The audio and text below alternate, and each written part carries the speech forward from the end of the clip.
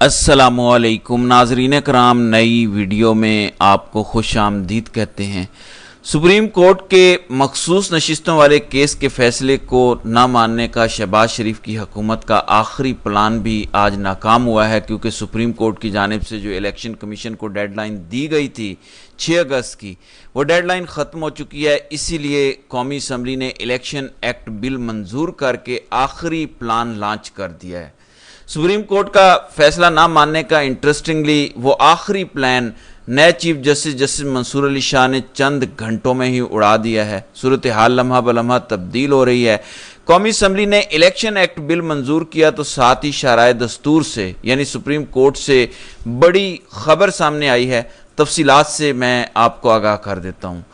नाज़रीन कराम, कल मैंने अपने व्लॉग में आपको बताया था कि शराय दस्तूर पर एक अहम मुलाकात की बाज़गश्त है। वो मुलाकात थी नए चीफ जस्टिस मंसूर अली शाह और अटार्नी जनरल मंसूर आवान की। इस मुलाकात की अंदरूनी कहानी सामने आ चुकी है। इस मुलाकात में हुकूमत की जानिब से मंसूर अली शाह को क्या पैगाम दिया गया और इस पैगाम के फ़ौरन बाद पार्लियामेंट में इलेक्शन एक्ट बिल मंजूर किया गया और साथ ही सुप्रीम कोर्ट से फिर इस मुलाकात की अंदरूनी कहानी मंजर आम पर आ गई। यानी सूरत हाल पिछले चंद घंटों में तब्दील हो चुकी है। खबर की तफसीलात मैं आपको बता देता हूँ। नाज़रीन इकराम, काजी साहब तो अकेले रह गए हैं, यानी काजी साहब की कहानी सुप्रीम कोर्ट में ख़त्म हो चुकी है। अब तो खबर देने वाले यहाँ तक दावा कर रहे हैं कि वो काजी साहब के बाएतमाद जजेस, जिन पर काजी साहब को बड़ा एतमाद था, पिछले चंद घंटों में होने वाली डेवलपमेंट्स ने उन तमाम तर बाएतमाद जजेस को भी काजी साहब से अलग कर दिया है। यानी काजी साहब बिल्कुल सुप्रीम कोर्ट में तनहा रह गए हैं। अब शहबाज शरीफ की हुकूमत का आखिरी प्लान था इलेक्शन एक्ट बिल, यानी वो बिल जिसके ज़रिए सुप्रीम कोर्ट का 12 जुलाई वाला मखसूस नशिस्तों वाले केस का फैसला ना मानना। मैं बार बार अपनी वीडियोस में आपको बता चुका हूं कि इलेक्शन कमिश्नर सिकंदर सुल्तान राजा पर दबाव डाला जा रहा था हुकूमत की जानिब से, हुकूमती इदारों की जानिब से, कि कोई आइनी कानूनी रास्ता निकाला जाए। लेकिन सिकंदर सुल्तान राजा सरेंडर कर चुके थे। वो कह चुके थे तमाम तर लोगों को कि मेरे पास कोई कानूनी रास्ता नहीं है। काजी साहब को इनकार किया, शहबाज हुकूमत को इनकार किया और इस हुकूमत को लाने वाली कंपनी को इनकार किया कि मेरे पास इस फैसले को ना मानने का कोई रास्ता नहीं है। एक ही रास्ता है कि कौमी असम्बली इलेक्शन एक्ट बिल मंजूर करे, फौरी तौर पर उस बिल को सेनेट से मंजूर करवाया जाए, सदर मुमलिकत दस्तखत करें, तो फिर शायद कुछ दिन का जवाज़ मिल जाए इलेक्शन कमीशन को कि सुप्रीम कोर्ट के फैसले को ना माना जाए। कुछ दिन का, ऐसा नहीं कि हतमी तौर पर सुप्रीम कोर्ट का फैसला नहीं माना जाएगा, शायद कुछ दिन की गुंजाइश मिल जाए। लेकिन नए चीफ जस्टिस मंसूर अली शाह ने हुकूमत का ये आखिरी प्लान, यह आखिरी तीर भी नाकाम बना दिया। वो कैसे, मैं बताता हूँ। नाज़रीन इकराम, पहले मुलाकात की खबर आई कि मंसूर अली शाह से अटार्नी जनरल मंसूर आवान की सुप्रीम कोर्ट में मुलाकात हुई है। उस मुलाकात की अंदरूनी कहानी सामने आई ही नहीं थी कि पार्लियामेंट से खबर आ गई कि इलेक्शन एक्ट बिल मंजूर कर लिया।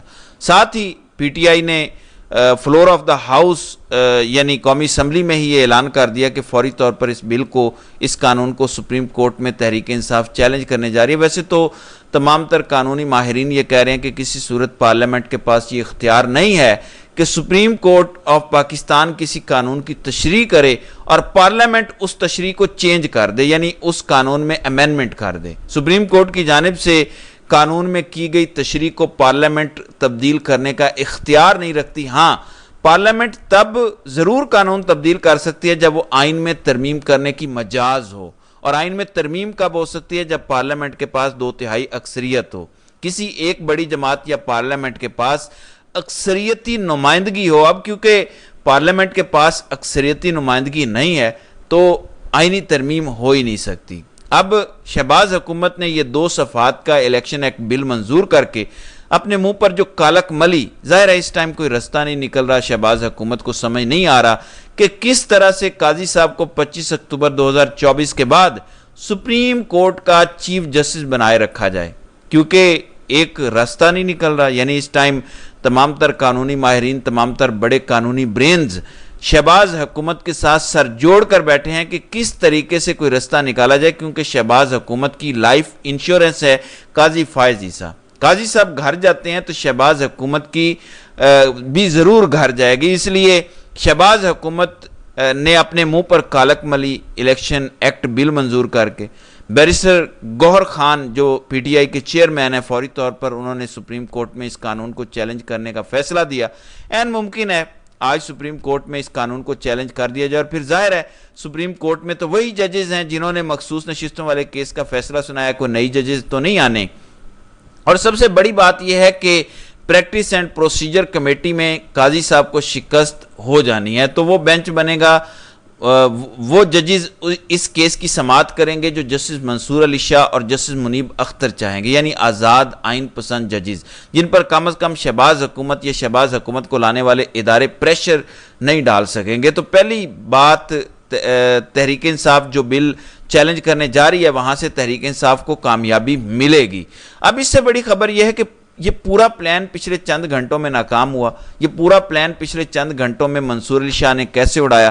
جب منصور علی شاہ اور منصور عوان کی ملاقات ہوئی شرائع دستور پر سپریم کورٹ میں، تو خبریں آئیں کہ منصور عوان نے کوئی حکومت کا پیغام منصور علی شاہ کو پہنچایا. اور آپ سب جانتے ہیں کہ نون لیگ کی حکومت یا نون لیگ کا بطور ایک سیاسی جماعت یہ وتیرہ رہا ہے کہ یہ پہلے گریبان پکڑتے ہیں اور جب اگلا کوئی تڑی لگا دے تو یہ فوراً پاؤں پڑ جاتے ہیں. اور یہ نون لیگ کا آپ پورا ماضی اس بات کی گواہی دیتا ہے کہ جب کوئی طاقتور شخصیت انہیں ٹھوکتی ہے تو یہ فوراً پاؤں پڑ جاتے ہیں. آج باقاعدہ جسٹس منصور علی شاہ کے پاؤں پکڑے گئے اور ان کو بتایا گیا کہ کیونکہ پارلیمنٹ اس بل کو منظور کرنے جا رہی ہے تو عین ممکن ہے کہ یہ معاملہ دوبارہ آپ کے پاس آئے، عین ممکن ہے کہ اس بل کو چیلنج کیا جائے. تو ذرا حکومت کے ساتھ معاملات بنا کے رکھے جائیں، عدالتی امور پر ہمارے ساتھ انگیجمنٹ بنائیں اور شہباز شریف کے ساتھ ملاقات کا کوئی پلان بنایا جائے. یعنی وہی طریقہ کار جس طرح قاضی صاحب جب آئے تھے تو اس ٹائم شہباز شریف کی ملاقات ہوئی، پھر لاہور میں جسٹس عالیہ نیلم نے مجھے یاد ہے جب حلف اٹھایا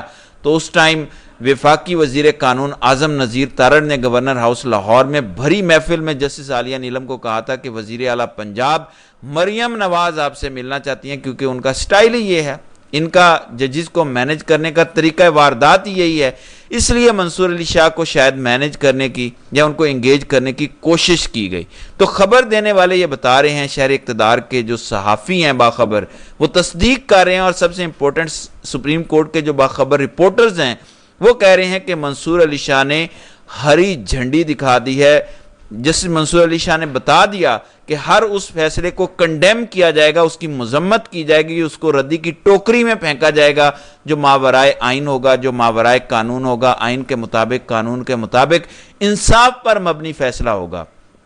اگر پارلیمنٹ نے کوئی بل منظور کیا ہے اس کو چیلنج کیا جاتا ہے تو آئین قانون کی روشنی میں میرٹ پر اس قانون کو دیکھا جائے گا، اس بل کو دیکھا جائے گا. اگر میرٹ سے ہٹ کر پارلیمنٹ نے کوئی فیصلہ کیا ہے، کام کیا ہے، تو پارلیمنٹ کو اس کا خمیازہ بھگتنا پڑے گا. لہٰذا قاضی صاحب نے یہ جو پورا پلان بنایا تھا کہ شہباز حکومت یہ بل منظور کروائے گی، اس بل کے فوراً بعد آئینی ترمیم ہو جائے گی، مخصوص نشستیں نون لیگ سے، پی ٹی آئی سے لے کر نون لیگ کو دے دی جائیں گی اور میری ایکسٹینشن ہو جائے گی، وہ آخری پلان بھی جسٹس منصور علی شاہ نے ناکام بنا دیا. اسد طور نے بڑی زبردست بات کی کہ سپریم کورٹ کے ججز ہوں، اسلام آباد ہائی کورٹ کے ججز ہوں یا دیگر ماتحت عدالتوں کے ججز ہوں، وہ ضرور اس ٹائم قاضی صاحب کے ساتھ کھڑے ہوتے اگر قاضی صاحب بھی ان ججز کے ساتھ کھڑے ہوتے. میں نے شروع میں خبر دی کہ جو قاضی صاحب کے بڑے بااعتماد ججز ہیں، پچھلے چند گھنٹوں میں یہ خبر ہے کہ ان بااعتماد ججز نے بھی قاضی صاحب کا ساتھ چھوڑ دیا ہے، کیونکہ سپریم جوڈیشل کونسل کو جو 6 اسلام آباد ہائی کورٹ کے ججز نے خط لکھا، پھر انسداد دہشت گردی کی عدالتوں کے ججز نے سپریم کورٹ کو خط لکھے، پچھلے 8-9 مہینوں میں جس قسم کا ججز پر دباؤ رہا،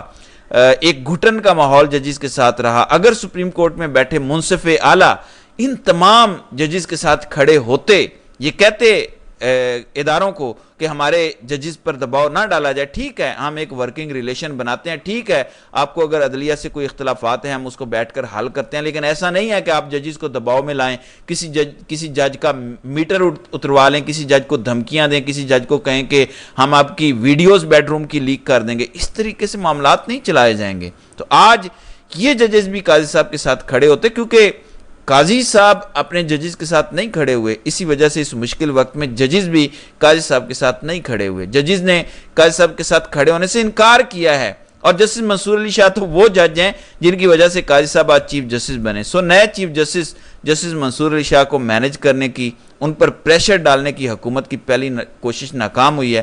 پہلی بات تو یہ ہے کہ یہ جو شہباز حکومت نے کیا ہے اس سے کچھ ہونا نہیں.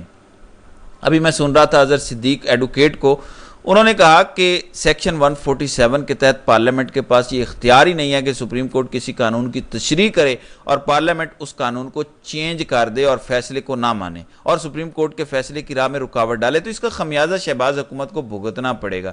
میں بار بار اپنی ویڈیوز میں کہتا ہوں آپ صرف انتظار کریں سپریم کورٹ کے ان بہادر 8 ججز کے تفصیلی فیصلے کا. جو کچھ اس ٹائم ملک میں ہو رہا ہے، جو پارلیمنٹ کر رہا ہے، الیکشن کمیشن کر رہا ہے، جو کچھ بھی ہو رہا ہے، 8 ججز دیکھ رہے ہیں. 8 ججز صرف دیکھ رہے ہیں کہ کس طرح سے ان کے فیصلے کو نہ ماننے کا پلان کیا جا رہا ہے. جس دن وہ تفصیلی فیصلہ آئے گا وہ کئی لوگوں کی نیندیں اڑا دے گا، کیونکہ اب اس تفصیلی فیصلے کے اندر آرٹیکل 6 بھی لگنا ہے، مس کنڈکٹ بھی ان آئینی عہدیداروں پر لگنا ہے، اور پھر سب سے بڑھ کر جن لوگوں نے پارلیمنٹ کے ذریعے سپریم کورٹ پر حملہ کرنے کی کوشش کی، اب ان کو بھی اس تفصیلی فیصلے میں جواب مل جائے گا. سو بہت سی چیزیں ہونی ہیں. پی ٹی آئی کے لیے البتہ چیزیں بہت بہتر ہو چکی ہیں. تو ناظرین کرام، آپ کی اس ویڈیو کے حوالے سے کیا رائے ہے؟ آپ اپنی رائے کا اظہار کامنٹ سیکشن میں ضرور کیجئے گا.